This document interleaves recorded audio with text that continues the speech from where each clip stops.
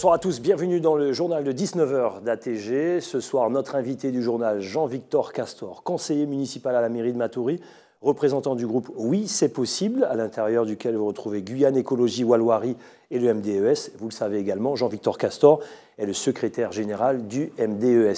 Il est sur le plateau pour nous parler de ce qui s'est passé, notamment vendredi dernier, mais pas seulement à la mairie de Matoury. Gabriel Serville qui quitte la séance de son conseil municipal. On veut en savoir un petit peu plus. Les réponses tout à l'heure avec Jean-Victor Castor, juste après le journal. À tout de suite.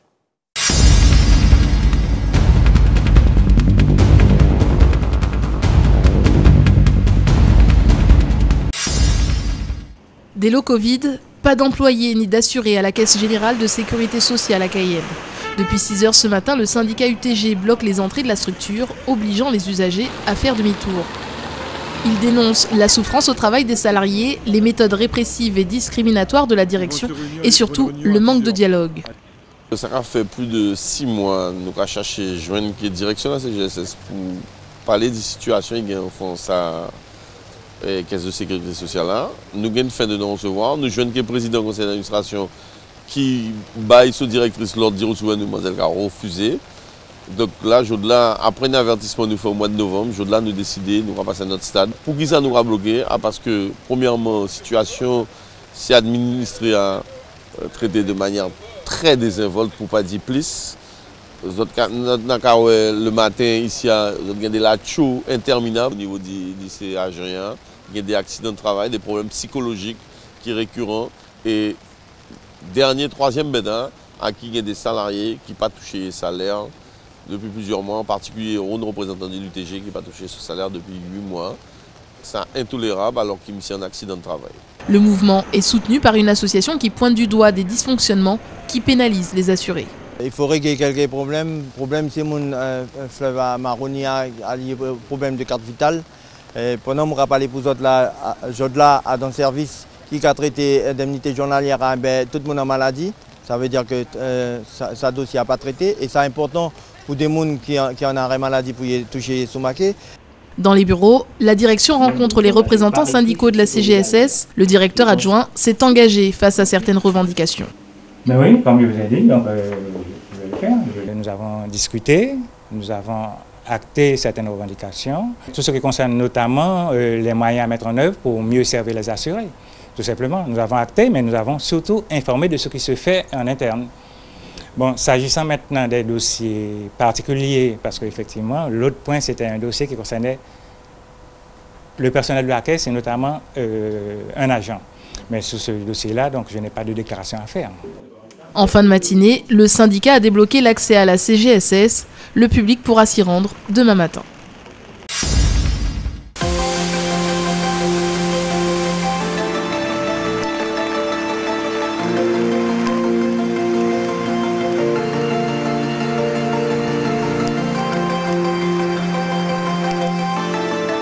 Les rues de Cayenne quasiment impraticables, difficile en début de matinée de rouler ou même de marcher en centre-ville.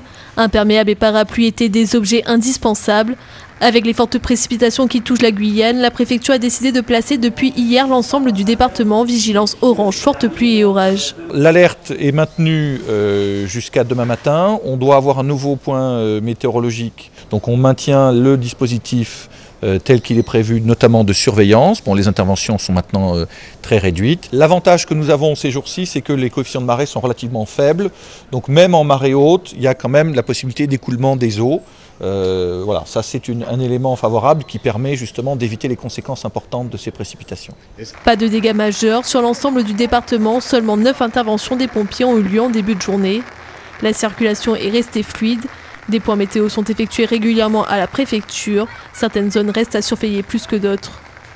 Alors on surveille particulièrement l'ensemble des établissements scolaires, comme vous disiez, la route nationale 1 et singulièrement les accès au pont du Larivot qui, on l'a vu, en période de marée haute, peuvent être inondés, sachant que évidemment le pont du Larivot est un axe stratégique, singulièrement à la fin et au début de la journée. En début d'après-midi, les fortes pluies se sont arrêtées. L'eau stagnante s'écoule peu à peu dans les rues. Mais la prudence reste de mise puisque le ciel est toujours menaçant. L'alerte orange reste en vigueur jusqu'à demain matin 6 h.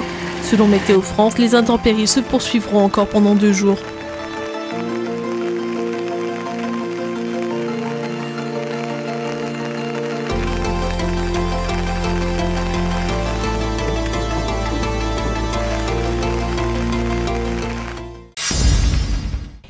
les habitants de Terka obtiennent un sursis. L'évacuation des terrains de la zone de Matoury initialement prévue pour aujourd'hui a été reportée. Selon la préfecture, l'huissier de justice qui avait obtenu le concours de la force publique s'est désisté hier à la demande de ses confrères. Un changement de position justifié par une interprétation différente de celle de l'administration relativement à la trêve hivernale dite trêve pluviale en Guyane. Pour l'administration, cette loi s'applique à l'expulsion de locataires. L'expulsion des terrains occupés illégalement ne peut s'effectuer sans la présence d'un huissier, d'où le report. Raymond Abchi, le propriétaire, réclame depuis plusieurs mois sa parcelle de terrain occupée illégalement. Ce matin, la région Guyane a été élue le lauréat du prix Carbet lycéen. Initié par l'Association guadeloupéenne des arts lycéens, il vise à permettre aux jeunes de s'approprier le patrimoine culturel caribéen. Pour cette 15e édition du prix, 6 auteurs étaient en lice. Marie-Josée Garay pour L'orpheline de la colonie, Louis-Philippe d'Alembert pour Balade d'un amour inachevé, Gary Victor pour L'escalier de mes désillusions, Zadie Smith pour Ceux du Nord-Ouest, Raphaël Confiant pour le livre Le bataillon créole et Gabriela Mangal pour Je ne suis pas morte, je l'ai cru, ce n'était pas vrai. Après 2 heures de délibération, c'est le livre de Gary Victor, L'escalier de mes désillusions, qui remporte le plus de votes.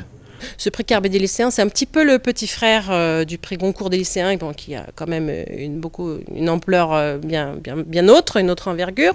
Mais l'objectif, c'est surtout d'inciter à la lecture les jeunes, de favoriser l'esprit critique à travers l'écriture et de promouvoir et découvrir la littérature issue de la Caraïbe et du plateau des Guyanes.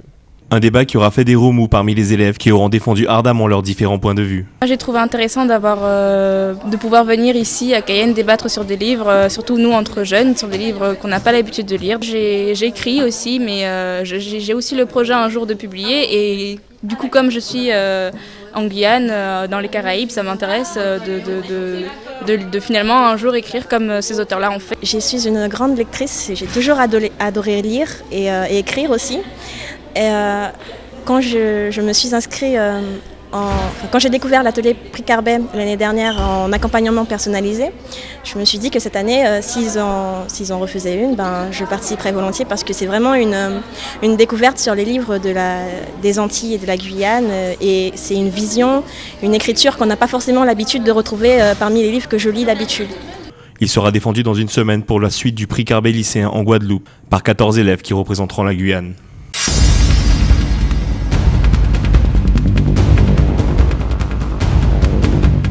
De retour sur le plateau du journal avec l'invité du journal, Jean-Victor Castor. Bonsoir. Bonsoir. Je rappelle toutes vos casquettes, conseiller municipal à la mairie de Matoury, représentant du groupe Oui c'est possible, donc Guyane Écologie Walloirie MDES. Et je rappelle que vous êtes aussi secrétaire général du MDES. Ça fait pas beaucoup d'ailleurs tout ça, non? C'est normal? En fait, vous représentez un groupe, vous êtes secrétaire général, donc là tout va bien. Oui, mais en fait c'est un groupe où on a, c'est pas un groupe fermé, hein, vous savez, on discute beaucoup et certains peut-être espéraient qu'il y ait des dissensions entre nous, mais ce n'est pas le cas. D'accord, très bien. Vendredi dernier, Gabriel Serville quitte la séance de son conseil municipal sans vote ni délibération. Comment vous interprétez un tel comportement qui a surpris pas mal d'entre eux dans son propre groupe d'ailleurs? On va en parler tout à l'heure. Enfin, moi, ce que je veux dire tout d'abord, c'est que je ne voulais pas parler. Oui. J'ai été beaucoup sollicité parce qu'en fait, il faut un peu de temps pour expliquer ce qui se passe. Bon.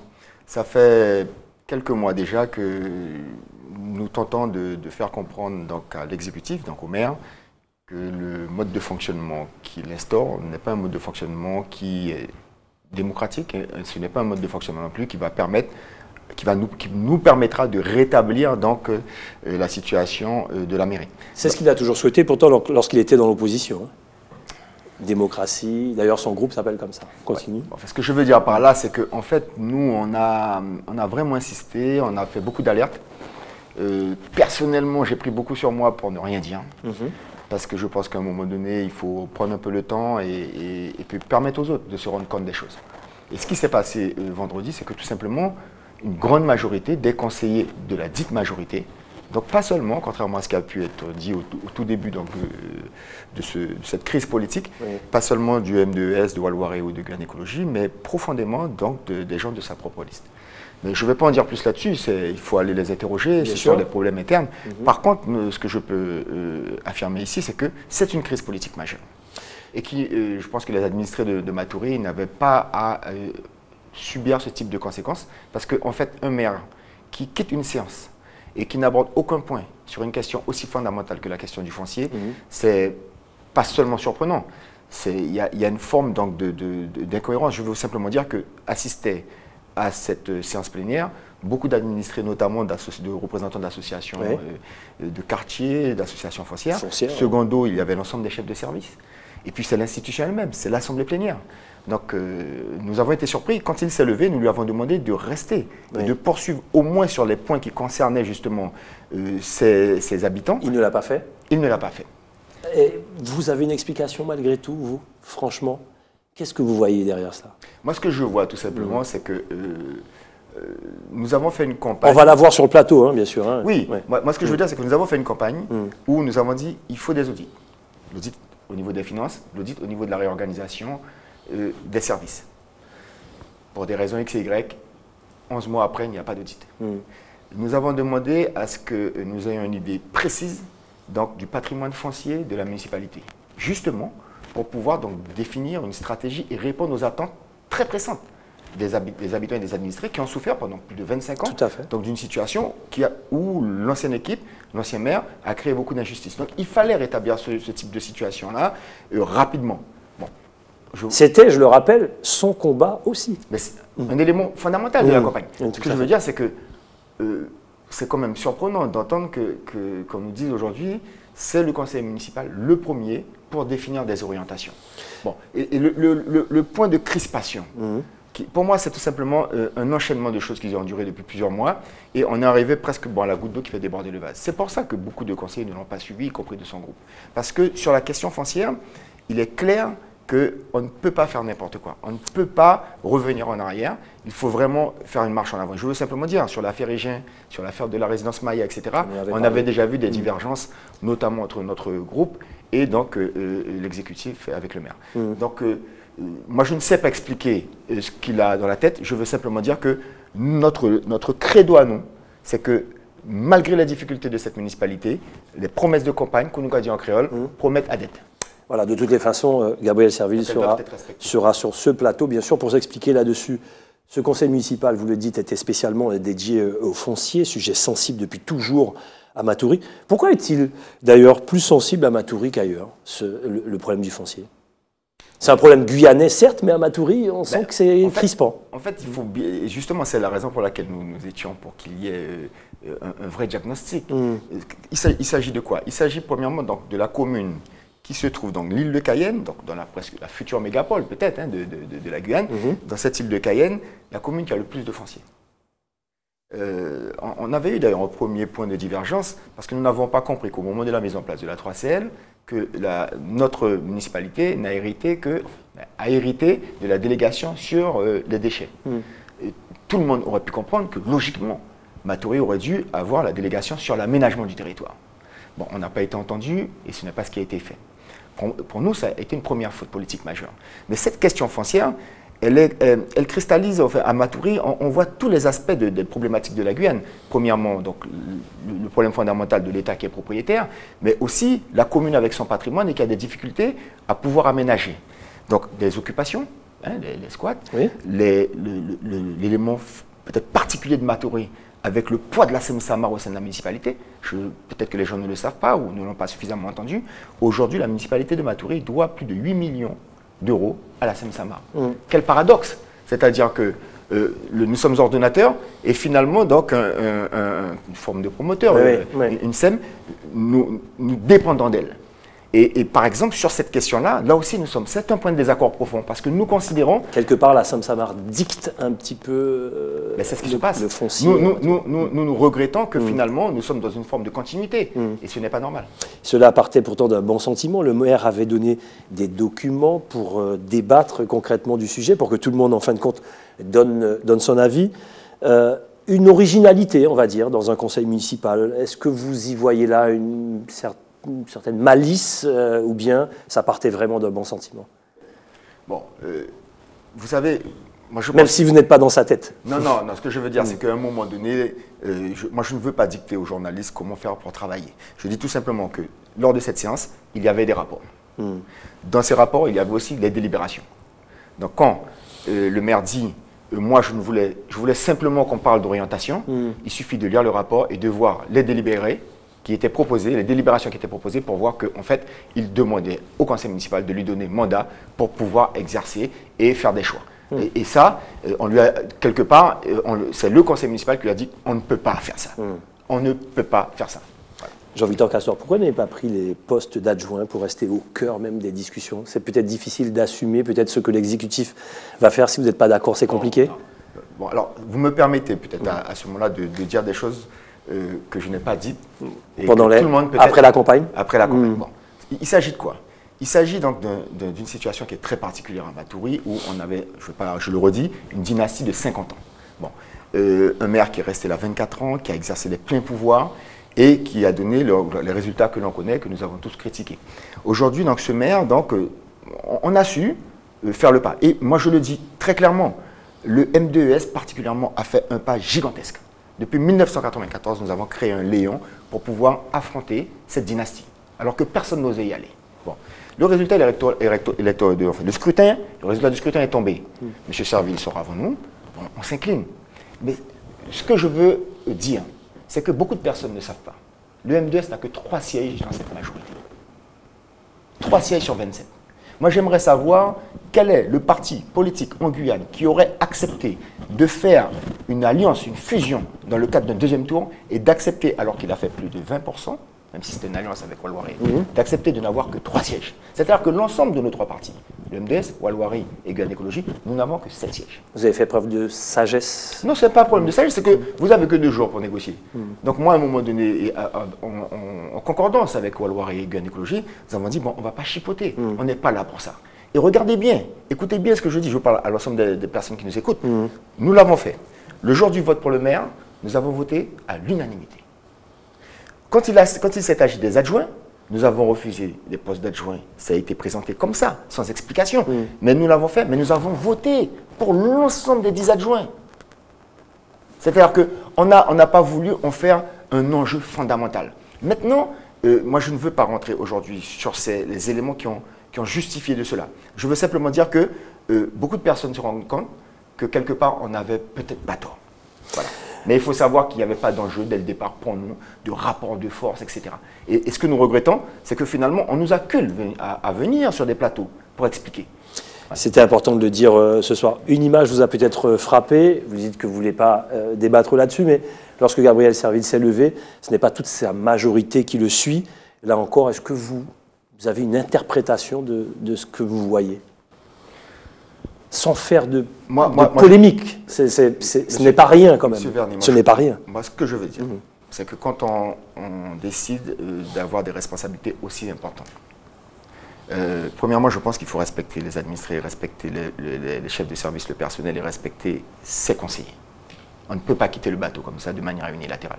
Ce n'est pas possible. Moi, je n'ai pas d'explication à cela. Mais je dis tout simplement que ce n'est pas possible. Deuxièmement, ce que je veux dire, c'est que il ne s'agit pas de faire des petits calculs de combien de voix, de pas combien de voix. Je suis désolé, ce n'est pas Jean-Victor Castor qui a proposé une suspension de séance. C'est son premier adjoint qui a proposé une suspension de séance. Et il l'a proposé parce que je pense que lui aussi, il voyait qu'on ne pouvait pas aller au vote. Et finalement, ça lui a été refusé. Donc, premièrement, quand un maire dit à plusieurs reprises dans un conseil municipal, oui, j'ai décidé seul, et j'ai décidé et j'assume cette décision. Déjà, c'est quand même particulier de le dire dans un conseil municipal.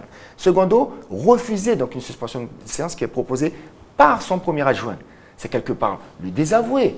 Troisièmement, quitter la séance et laisser l'ensemble de sa majorité, enfin une bonne partie, la quasi-totalité de sa majorité et de l'opposition, donc l'ensemble de l'institution, comme ça en plan, avec des chefs de service et des administrés, c'est quand même particulier. Bon, mais ne me demandez pas à moi de trouver une explication politique à cela. Il va nous le dire sûrement. En fait, toujours concernant le foncier, allez, les habitants de Matoury nous regardent. L'urgence, c'est quoi aujourd'hui, l'urgence sur le foncier à Matoury? Pour nous, l'urgence, elle est très simple.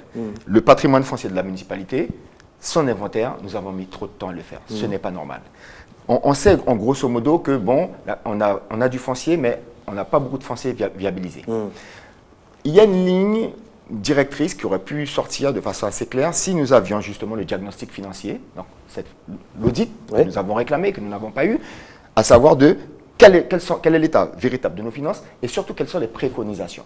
quelles sont les directions que nous pourrions prendre pour pouvoir effectivement redresser le plus rapidement possible la situation financière. Entre autres, dans les éléments que nous pouvons d'ores et déjà dire que les leviers sur lesquels nous pourrions agir, c'est on peut vendre du foncier. Mais on va pas. Le patrimoine foncier, ce n'est pas le patrimoine foncier de M. Castor ou de M. Serville, c'est le patrimoine foncier des administrés, je dirais même de la Guyane. Donc il s'agit bien de le faire avec justesse. Et c'est la raison pour laquelle si nous devons vendre, nous n'allons pas vendre tout notre patrimoine. Un patrimoine, il est fait pour être valorisé et non pour être dilapidé. Et ça, c'est une ligne de divergence, c'est un point de divergence. Et dans le conseil municipal, si, autant sur les régularisations, des situations qui sont très difficiles dans des quartiers où les gens, depuis des années, leur situation sont restées telles quelles, nous étions d'accord pour aborder ces points-là. Mais quand il s'agissait de dire au maire, bon voilà, on vous donne mandat, allez négocier avec des promoteurs, etc., on ne peut pas faire ça. 2 dernières questions, réponse courte, Jean-Victor Castor. Est-ce qu'on peut dire sur ce thème-là, sur le foncier, que la communication est opaque? Réponse courte. Je n'ai pas l'habitude de faire de la langue de bois. D'accord. En ce moment, il y a des discussions pour essayer donc, de rétablir les liens au niveau du groupe majoritaire. Moi, ce que je sais, et je parle là au nom donc, de Walwari, du MDS, je parle de leurs élus au conseil municipal parce que nous rencontrons régulièrement. S'il n'y a pas un changement de direction, mais je dis de façon vraiment un changement profond, sur la façon de diriger l'équipe, de mener l'équipe, de faire en sorte que tout le monde se mette au travail, que les grands axes, les grandes orientations soient définies ensemble, etc. Que finalement, sur l'ensemble des délégations, que nous ayons des feuilles de route extrêmement précises. C'est-à-dire que si on ne travaille pas vers de l'efficacité, de l'efficience dans ce qu'on va faire, pour rendre aux administrés ce qu'on leur a promis, nous n'allons pas pouvoir suivre le maire dans la direction qu'il a prise depuis quelque temps. Ce n'est plus possible. Ce que vous dites là est très fort. Bien sûr, c'est une ligne de fracture qui s'est manifestée comme cela. C'est lui qui l'a voulu. Et contrairement à ce que certains médias ont voulu dire, c'est lui qui l'a voulu. D'accord. Il avait toute l'attitude pour trouver les solutions bien avant qu'on arrive à ce conseil municipal. Donc c'est presque un passage en force qui a été tenté. Bon, il a été arrêté. Bon, les circonstances ont fait que une grande majorité de ses propres conseillers lui ont dit qu'on ne peut pas continuer comme ça. Moi, je ne sais pas ce que ça va donner par la suite. Je tiens simplement à dire que nous voulons que les promesses que nous avons tenues, même si la situation financière elle est difficile, même si nous avons hérité d'un fonctionnement qui était compliqué, rien ne nous empêchait de prendre les choses en main plus rapidement et de faire des choix stratégiques plus rapidement. Très bien, c'est sur sa dernière question que vous allez faire une réponse courte sûrement. Vous avez quand même de bons rapports, la discussion reste quand même fluide. Je rappelle, vous n'êtes pas censé faire partie de l'opposition, vous êtes allié normalement à la mairie de Matoury.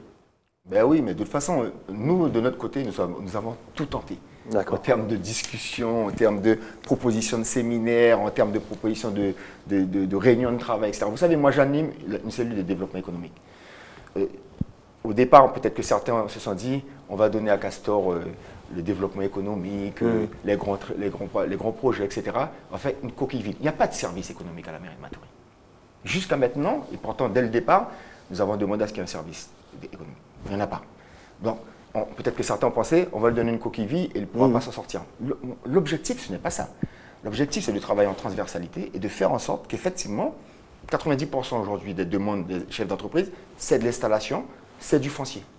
Donc, vous voyez bien que la question foncière, elle n'est pas simplement une question qui concerne l'urbanisation. Elle concerne y compris et énormément donc, de jeunes créateurs d'entreprises, des entreprises qui aujourd'hui n'ont plus les moyens de se développer là où elles sont et qui font des demandes à la municipalité. Et aujourd'hui, elles restent malheureusement sans réponse. Merci. Vous avez eu assez de temps sur ATG pour discuter de tout cela? Non, je sais que c'est le temps. J'aimerais avoir un peu plus de temps, mais moi je pense qu'en dehors on se revoit. Non, mais en dehors de ça, M. Vardy, le plus important, moi je pense, c'est que moi, on m'a obligé, mais on a obligé surtout notre groupe, à venir s'exprimer. On a besoin d'un peu de temps. Mais pas en 4 minutes. Non, pas. Oui. C'est vrai qu'on a explosé le temps ce soir, mais ça valait le coup, bien sûr. Je rappelle, Jean-Victor Castor, conseiller municipal à la mairie de Matoury. Vous représentez le groupe Oui, c'est possible. Donc Guyane Écologie Walwari, MDES. Et vous êtes secrétaire général du MDES. De toutes les façons, on se revoit, puisque l'année 2015 sera rythmée par la collectivité. Je voulais juste dire un petit mot. À un moment donné, on ne peut pas, quand on est aux responsabilités, dire tout le temps oui, c'est difficile, on a hérité. Bon, on ne peut plus. On a bien compris. Hein? On se revoit cette année de toute façon, puisqu'il sera question de collectivité unique, ici même avec beaucoup de débats sur les plateaux d'ATG. Merci Jean-Victor Castor d'être passé sur le plateau. Demain, notre invité, Atis Jahir, qui fera le bilan du sport au Conseil Général. C'est comme ça qu'on se dit au revoir. Le journal de TF1 tout de suite, suivi de Dom Laquezotte. Et juste après Dom Laquezotte, on parlera de sécurité dans Attitude Mag, présenté par Laetitia Lowe. Bonne soirée, TF1 tout de suite. À demain.